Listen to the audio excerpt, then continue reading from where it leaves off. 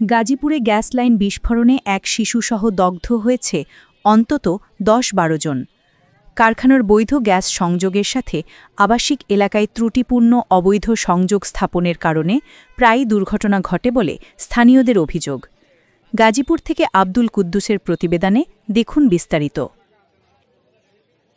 ২৪ October শুক্রবার বিকেলে গাজীপুর মহানগরীর কাশিমপুর শ্রীপুর আঞ্চলিক সড়ক কাজী মার্কেট এলাকায় এই দুর্ঘটনা ঘটে।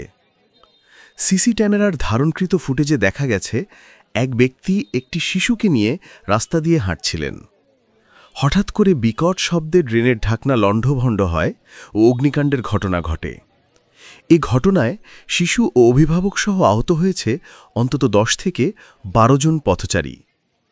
আহতদের উদ্ধার করে বিভিন্ন হাসপাতালে ভর্তি করা হয়েছে।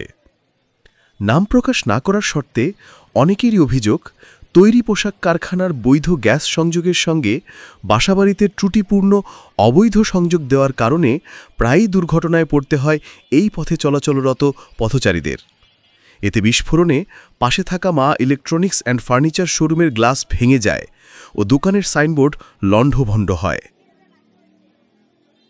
শোরুমের মালিক রাফি হোসেন বলেন, দ্রুত অবৈধ সংযোগ বিচ্ছিন্নের মাধ্যমে মানুষের যান ও মালের নিরাপত্তা নিশ্চিত করা হোক সংশ্লিষ্টদের প্রতি, এমনটাই দাবি এলাকাবাসীর। বিকাল ৩:৪০ আমি দোকানে অবস্থান করতেছিলাম। এমত অবস্থায় গ্যাস বিস্ফোরণে আমার শোরুমের সামনে সহ এই রাস্তায় যতটুকু আপনার ড্রেনের লাইন গেছে, প্রায় সমস্ত ড্রেনের লাইনের স্ল্যাবগুলা হঠাৎ করে গ্যাসের কারণে উপরে উঠে যায়। উপরে উঠে যার কারণে এক পর্যায়ে আগুন ধরে যায়। আগুন ধরে যাওয়ার কারণে আমি শোরুমের সামনে আমার শোরুমের গ্লাস ক্ষতিগ্রস্ত হয়, আমার শোরুমের সাইনবোর্ড ক্ষতিগ্রস্ত হয়।